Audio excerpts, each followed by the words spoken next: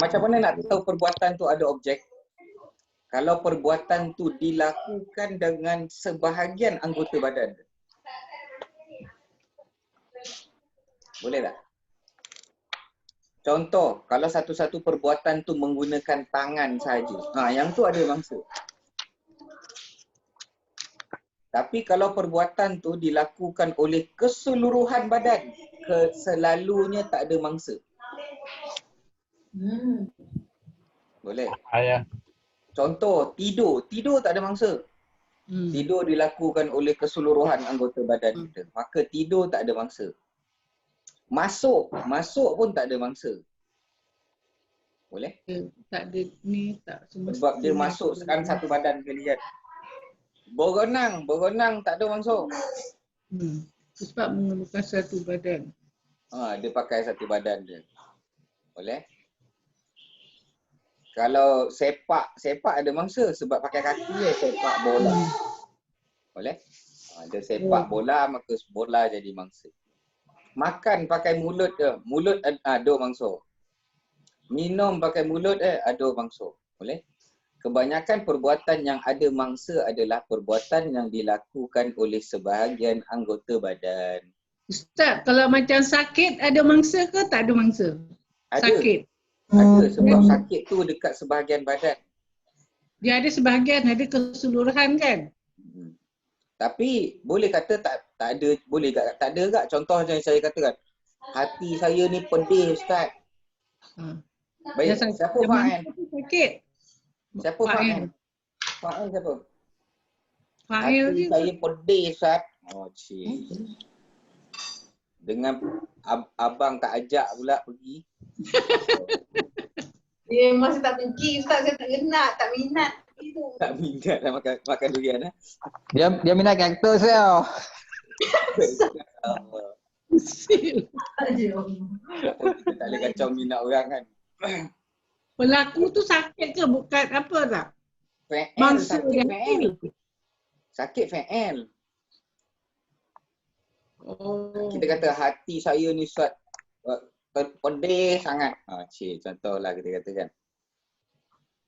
Contoh. Jadi pelaku siapa? Hati. Hati. Hati itu pelaku dia. Itu fa'il. Tapi dalam bahasa Melayu kan ayat semua mula dengan isim. Ya. Hati. Sebenarnya telah pedih hati saya ni Ustaz. Itu kalau bahasa Arab dia. Boleh je bahasa Arab tukar kan. Contohlah saya cakap kan. Telah makan Ahmad nasi. Saya cakap macam tu.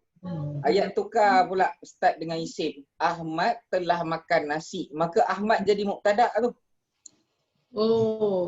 Sudah. Jadi betapa pentingnya permulaan ayat tu. Mula dengan isim ke mula dengan fa'il? Dia yang menentukan sama ada mubtada khabar ke fa'il fa'il. Mubtada khabar.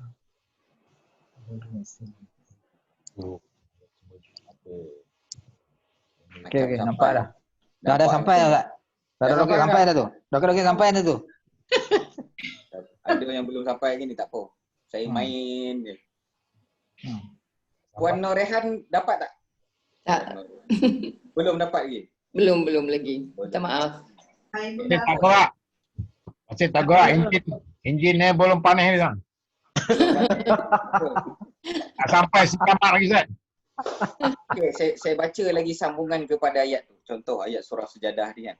Fala ta'lamu nafsun ma ukhfiya lahu min qurrati a'yun jazaa'an bima kanu ya'malun. Ayat yang kedua. Baik. Ayat dia fala ta'lamu nafsun. Ayat dia contoh. La ta'lamu ni tidak, maka tidaklah tahu seseorang itu apa yang Allah sembunyikan untuknya. Allah bagi tahu dalam ayat 17 tu pula. Jadi ayat dia kalau dalam bahasa kita telah tidak tahu seseorang itu apa yang Allah sembunyikan. Ayat dia lebih kurang tu. Baik, telah tidak tahu tu fa'il ke isim? Fa'il. Fa'il.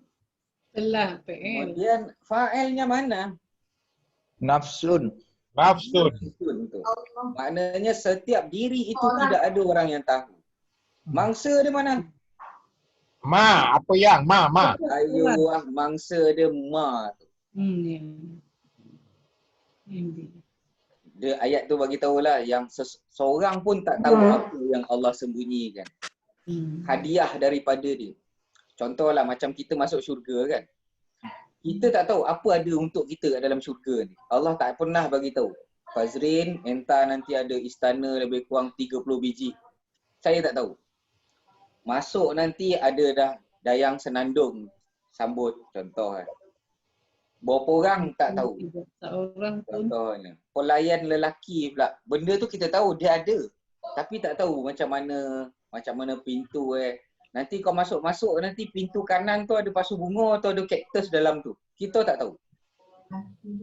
Contohnya. Boleh? Jadi Allah bagi tahu lah kat dalam tu. Semua ni aku surprisekan untuk korang. Lebih kurang macam tu lah. Dalam syurga nanti semuanya surprise. Ustaz tak faham Ustaz. Sudah. Tak Saya faham faham pula. yang tidaklah tahu tu je perbuatan. Lepas tu yang lain-lain tu dah tak Kang, dia mula dengan pasal dia mula dengan Ustaz. Dia mula dengan Araf. Dia mula dengan fa'il, fi'il. Araf ni mula dengan Araf. Kalau dia mula dengan huruf tu campak kat tepi. Kita tak bukan poin besar. Huruf bukan poin besar dekat dalam starting ayat. Ustaz kan? Jadi sebab dia mula dengan perbuatan, fi'il, mesti ada buat Ustaz kata kan? Mesti ada apa? Dia mesti ada pelaku dia. Betul tak? Dia fa'il kan? Jadi dia Contoh, saya tukarlah ayat ni kepada ayat yang mudah sikit. Telah tidak tahu Ahmad matematik. Siapa yang tak tahu tu? Fa'il. Ahmad. Tenang aja. Maka Ahmad fa'il pelaku sebab dia yang tak tahu tu. Matematik jadi apa? Maf'ul. Matematika lah Ustaz kali tu. Kalau baris satu matematika. Tak Dah apa. jadi maf'ul bih? Tak apa, kita bagi Puan Mazni jawab. Telah tidak tahu. Tak tahu matematik. Sebab ayat dalam bahasa Quran, ayat mula dengan fa'il ke isim? Kalau ayat tu mula dengan fa'il, alertlah fa'il dia siapa? Pelaku tu. Fa'il. Dia kena wajib kena ada pelaku tu. Pelaku Lepas tu Ustaz, jadi kalau ada fi'il, lepas tu ada fa'il, wajib satu lagi ada Tak ada dah wajib dah. MB tak wajib. Ya, MB tak wajib. MB tak wajib. Yang wajib Tapi lain. jadi macam Kalau ni telah tidak tahu Ahmad matematik tu, Ahmad tu mangsa lah Ustaz. Tak, Ahmad yang tak tahu. Ahmad pelaku. Ahmad tu fa'il kan? Ustaz, Ahmad tu Ya. fa'il kan? Ahmad pelaku. Dia yang tak tahu. Okey, kita tukarlah perbuatan tak tahu tu kepada tahu. Ahmad tahu matematik. Siapa yang tahu? Ahmad. Ahmad pelaku. Kholos. Betul matematik tu? Matematik Mangsa. bangsa. Okey. Maf'ul MB. MB, baris atas matematik tu. Kalau Yang Ahmad tadi tu Perdana Menteri cakap matematika tu. Ustaz, kalau dari Ahmad tu tadi dia mula pada isim dah jadi mubtada khabar. Kalau ayat sebab tadi tu dah keliru sangat, saya ubah ayat Ahmad tahu matematik. Terpaksa mula dengan bahasa Melayu, dengan isim pula kan. Tapi sebenarnya telah tahu Ahmad matematik. Maka Ahmad baris depan, fa'il kena ingat, pelaku hujungnya berbaris hadapan. Jadi Baris depan ataupun tanwin lah Ustaz. Ustaz, tadi kan Kalau tak ada alif lam, tanwin lah. apa yang Allah sembunyikan untuknya tu jadi mangsa lah ya.